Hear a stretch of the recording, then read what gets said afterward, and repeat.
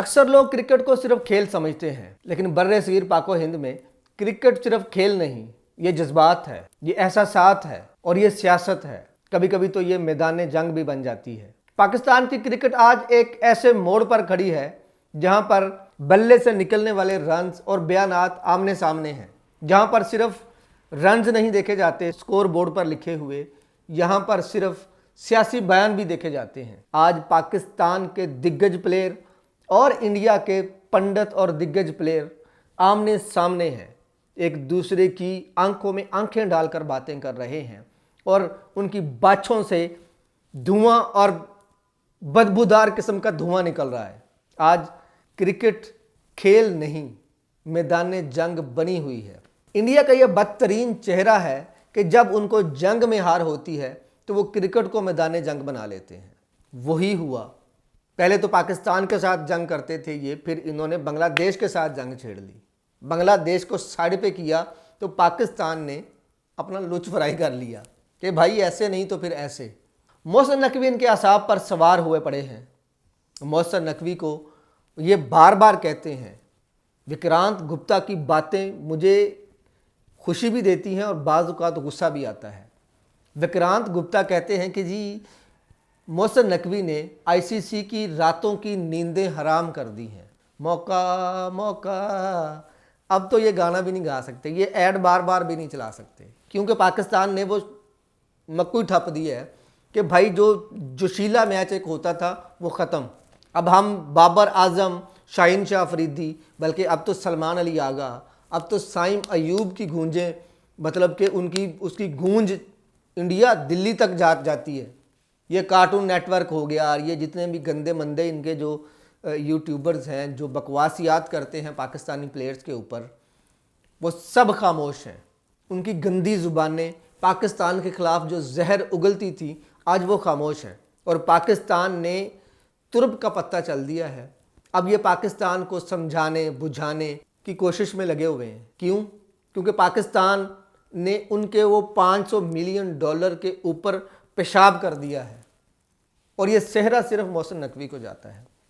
वैसे मुझे ना दिली दुख तो होता है as a Pakistani cricket fan कि जी ये होना नहीं चाहिए, क्योंकि एक ही पूरे टूर्नामेंट में, पूरे T20 वर्ल्ड कप में सिर्फ एक ही मैच है जिसके ऊपर दिल धड़कता है, सांसें तेज़ हो जाती हैं, कभी सांसें रुकती हैं। ये एक ही मैच है। अगर वो मैच भी ना हुआ तो फिर हम देखेंगे क्या? तो फिर वर्ल्ड कप का मज़ा ही ख़राब हो जाना है। वो जिसके लिए हम स्पेशल छुट्टी करते हैं, जिसके लिए हम दफातर को अलविदा कह देते हैं एक दिन के लिए, वो हमारी एक्साइटमेंट, वो चाहे पाकिस्तान हो चाहे इंडिया हो, वो एक्साइटमेंट तो हमारी ख़त्म हो जाएगी। होना तो चाहिए था लेकिन वो हो नहीं पा रहा। और ये इसमें खिलाड़ियों का कोई दोष नहीं है, इसमें दोष है मोदी का। मैंने कल भी कहा था कि मोदी तेरी ज़िंदगी शर्मिंदगी शर्मिंदगी, मोदी का किया धरा है सारा कुछ। अब आईसीसी पाकिस्तान की मिन्नतें भी कर रहा है और शुगर कोटेड धमकियाँ भी लगा रहा है। पाकिस्तान धमकियों में आएगा, या पाकिस्तान शुगर कोटेड धमकियों में आएगा, या पाकिस्तान अपना मौक़िफ़ जो है वो उस पर थोड़ा सा एक कदम आगे बढ़ के माफ़ीनामा देगा आईसीसी को, बल्कि बीसीसीआई को माफ़ीनामा देगा और उनको कहेगा कि चलो कोई बात नहीं, हम खेलते हैं। मेरा ख्याल है जो भी फैसला हो वो अच्छे के लिए हो। इंडिया के जो दिग्गज प्लेयर हैं या जो साबिक खिलाड़ी हैं, एवरेज बेचारे खिलाड़ी हैं, वो भी बातें करने के लिए वो डड्डुओं की तरह नहीं, जैसे डड्डू निकल आते बरसात में, वो निकल आए हैं मुख्तलिफ। मदन लाल निकल आया, वो हर्षा बोगले निकल आया, वो अजीब कार्टून से बन के वो निकल आए हैं और आके कह रहे हैं, पाकिस्तान को धमकियाँ लगा रहे हैं, पाकिस्तान डर गया है। आप उस कौम को डरा रहे हो यार जिन्होंने अपनी जर्सी पे मारखोर का लोगो लगा दिया है। मारखोर तो याद होगा आपको ना, 10 मई भी याद होगा आपको। आप उस कौम को डरा रहे हो। ये डरने वाली कौम नहीं है, मैं बता रहा हूँ आपको, ये मारने वाली कौम है ये। और ये इन्होंने आपको जो है ना टीज़र दिया है, पूरी फिल्म तो आपको दिखानी थी हमने, हमारे क्रिकेटर्स ने, हमारे जो खिलाड़ी हैं, इन्होंने ज़हन बना लिया था कि आपको पूरी फिल्म दिखाएंगे। पिक्चर अभी बाकी है मेरे दोस्त, आपको इन्होंने ये दिया है ऑस्ट्रेलिया को 3-0 से हराकर।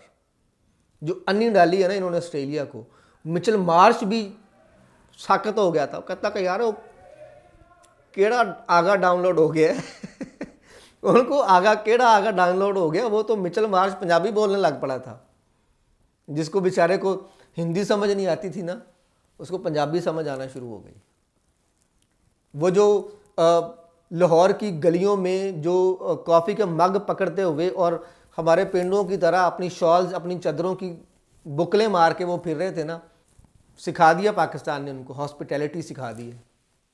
तो ये वो क्रिकेट है पाकिस्तान जो नंबर 1 क्रिकेट खेलना शुरू हुआ है। डर हमें नहीं, आपको लगना चाहिए हमसे।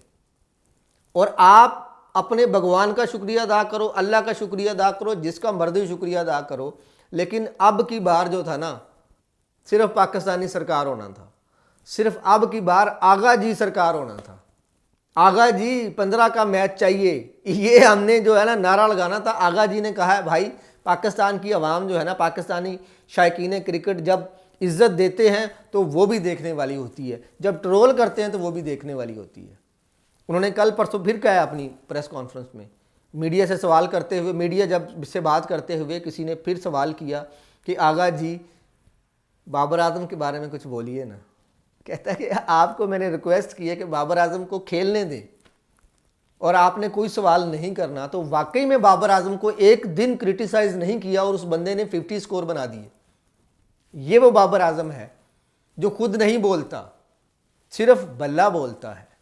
बाबर आजम का बल्ला अगर चल जाता है ना, तो एक एंड तो वो संभाल के रखता है और दूसरे एंड पे फेंटा पड़ने वाला बंदा भी वो तैयार करता है खुद से, पिच पे ऊपर खड़ा होकर बंदा तैयार करता है। ये बाबर आजम का आप कह लो कि जी उसका टैलेंट है, आप उस टैलेंट को मार नहीं दे सकते।